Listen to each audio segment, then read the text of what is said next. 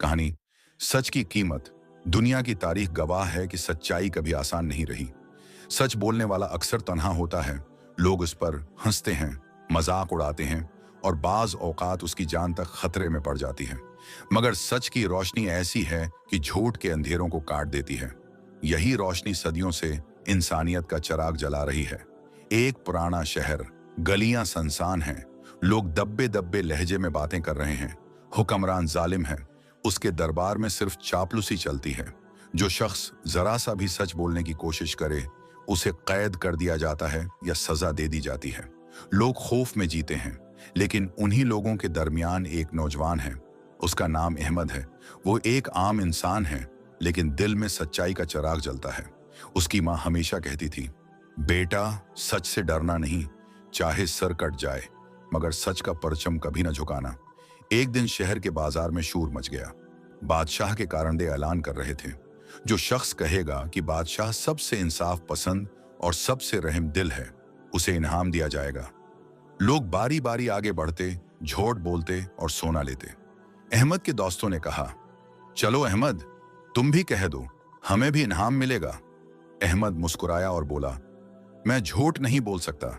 अगर मैंने कहा कि बादशाह इंसाफ पसंद है, तो यह सच्चाई के खिलाफ होगा, क्योंकि मैंने अपनी आंखों से देखा है कि उसने गरीबों पर जुल्म किया, किसानों की जमीनें छीनी और बेगुनाहों को कैद किया।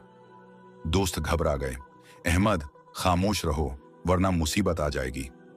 मगर अहमद ने कहा, मुसीबत से डर कर सच छोड़ दिया जाए तो फिर जिंदा रहने का क्या फायदा। कुछ ही दिनों बाद अहमद को बादशाह के दरबार में बुलाया गया। बादशाह ने तंजिया लहजे में कहा, लोग कहते हैं तुम सच बोलते हो, बताओ क्या मैं आदिल और नेक बादशाह हूं। सन्नाटा छा गया। दरबारी घबरा गए। सबको यकीन था कि अहमद अब अपनी जान से हाथ धो बैठेगा। अहमद ने गहरी सांस ली और कहा, आए बादशाह, अगर आप सुनना चाहते हैं तो सच यही है कि आप इंसाफ नहीं करते। आपके फैसलों से कमजोर रोते हैं और ताकतवर खुश होते हैं। अगर ये अदल है तो फिर जुल्म किसको कहते हैं। पूरे दरबार में खामोशी छा गई।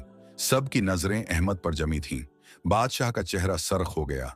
उसने तलवार के इशारे से सिपाहियों को बुलाया और कहा, उस गस्ताख का सर कलम कर दो। अहमद को कैद खाने में डाल दिया गया। दोस्त रोते रहे, माँ दुआएं करती रही, मगर अहमद पर सुकून था। वो बार बार यही कहता, मैंने झूठ नहीं बोला, बस इतना ही काफी है। कैद खाने में उससे पूछा गया, क्या तुम जान देना चाहते हो? एक बार बादशाह की तारीफ कर दो, तुम्हें छोड़ दिया जाएगा। अहमद ने मुस्कुराकर जवाब दिया, अगर जिंदगी झूठ पर मिले तो वो जिंदगी बोझ है। मैं वही जिंदगी चाहता हूं जो सच पर कायम हो, चाहे एक लम्हे की ही क्यों ना हो। अगले दिन अहमद को शहर के मैदान में लाया गया। लोग जमा थे, सिपाही तलवार उठाए खड़े थे। बादशाह ने ऐलान किया, यह है उसका अंजाम जो बादशाह के खिलाफ सच बोलता है। लोगों की आंखों में आंसू थे, लेकिन अचानक हुजूम में से आवाजें उठने लगीं। अहमद सच कह रहा था, हम सब ने जुल्म देखा है, सच नहीं मर सकता। हुजूम बढ़ता गया, आवाजें तेज होती गईं। बादशाह घबरा गया। वो जान गया कि अगर उसने अहमद को मार डाला तो पूरा शहर बगावत कर देगा।